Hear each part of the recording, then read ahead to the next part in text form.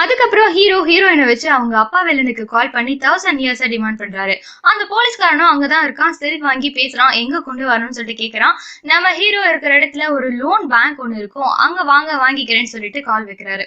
அப்படியே ஹீரோயினை கூட்டிட்டு அவரோட வீட்டுக்கு போறாரு. அப்படி போற வழியில அங்கங்க மக்கள் செத்து கிடக்கிறத பார்த்து ஹீரோயின் லைட்டா ஃபீல் ஆகுறா. அவ லைஃப்ல இப்பதான் ஏழை சிட்டி பாக்குறா இல்லையா, சோ லைட்டா ஃபீல் பண்றா. அன்னைக்கு நைட்டு ஹீரோட வீட்லயே ஸ்டே பண்றாங்க. அங்க ஹீரோயின் வில்லோட அம்மா ட்ரெஸ்ஸ போட்டுட்டு வரா.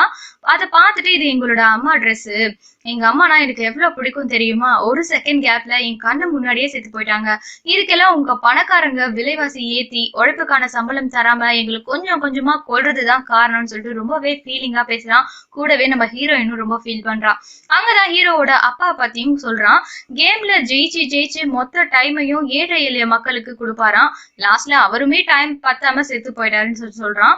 நடந்த எல்லாத்தையுமே சொன்னதும் ஹீரோயினுக்கு ஹீரோ மேல இருந்து